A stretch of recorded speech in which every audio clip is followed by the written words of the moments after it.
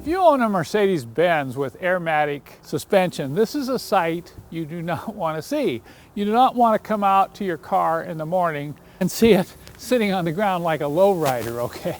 And this can really bring the fear on, especially if you don't understand the system or you don't know what's involved in fixing it. You've maybe heard all the horror stories about it can cost thousands of dollars.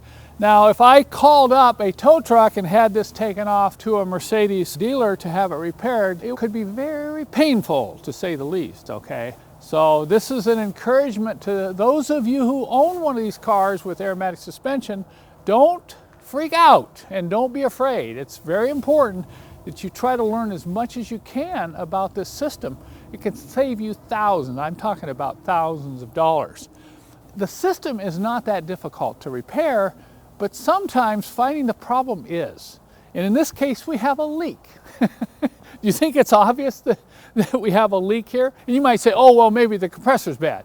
Well, the car shouldn't leak. If the compressor's bad, even if the compressor's not working at all, in an ideal system, this car should stay up. It shouldn't leak down. So if it has a leak, it usually means there's a leak in one of the struts and maybe in one of the rubber airbags, or it could be in the valving or even in one of the lines. So we've got to find the leak here. So the first thing I'm going to do is find out how bad the leak is. Well, you can't drive it, but if I can get it pumped up, then I can at least drive it somewhere, have somebody check it out, or get it into my shop and inspect it. So what I'm going to do now is I'm going to start the car up and let's see if it pumps up. If it doesn't pump up, then I'm going to have to call a tow truck. But there's something I want to warn you about. When you turn the key on, start the engine, that electric pump will start running, and you do not want to let it run very long or you can overheat it and damage the pump. So I would say maybe 2 minutes. Let's see what this does in 2 minutes. I'll run the pump for 2 minutes and let's see if the car starts coming up at all. If it doesn't, we may have a real serious problem. Okay, I'm going to check my watch. It's 30 seconds past, and now we're going to go ahead and fire it up. You know, as soon as it comes on here, you can see the red warning, Airmatic, stop, car too low.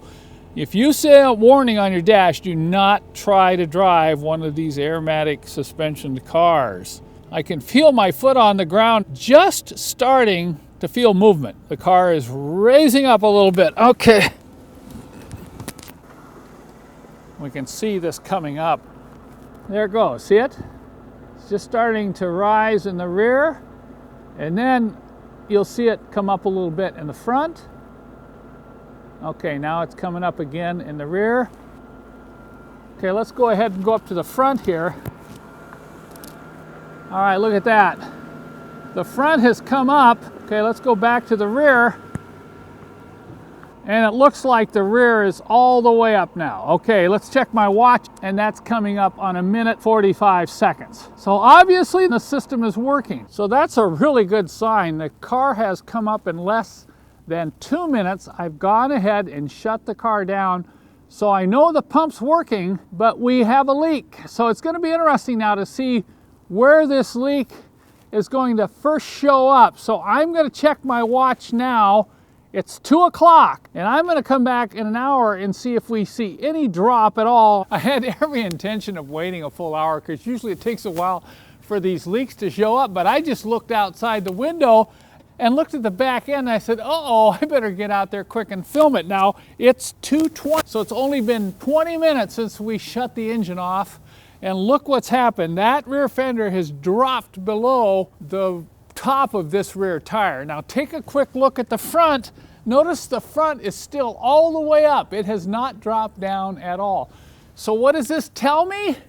I'm suspicious of the rear struts. Obviously, I'm going to focus on the rear first, and I'm going to have to fix this problem. There may be other problems too. There may be some minor leaks somewhere else, but right now we're going to focus on the rear strut. What I'm going to do is we'll get this 220 in and we'll try to find out exactly where this leak is. Last night I rolled it into the shop and we decided to do a few things to it, and I came back this morning and look, here it is. It's fixed! Isn't that nice to have an Airmatic suspension that will fix itself?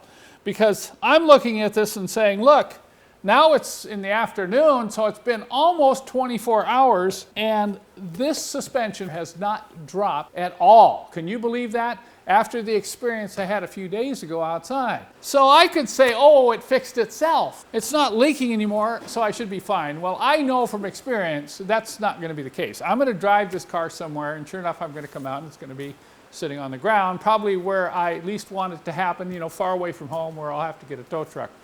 So if you're having leak problems, you need to fix them. Don't keep driving an Airmatic suspension car with leak issues. You'll wear out the pump, because the pump is not designed to run every day to pump up your air suspension. Now you may say, well, I don't care if I wear out my pump, but that's your call, all right? But in this case, I don't want to wear out my pump, so I'm going to try to figure out where this leak is coming from. It's dropping down very rapidly in the rear, so it must be a rear strut.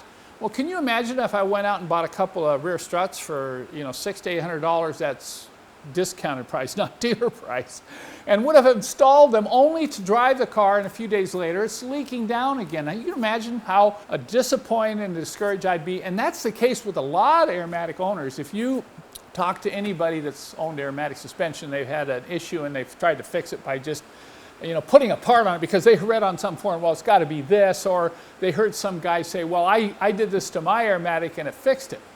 So what we have to do now is we have to properly diagnose where this leak is coming from before I go buy parts. I'm not going to go buy any rear struts right now. But once again, I want to encourage you, don't throw parts at an Airmatic suspension system car. I say that with anything, any type of diagnostic or troubleshooting. You know, diagnose the problem before you spend money.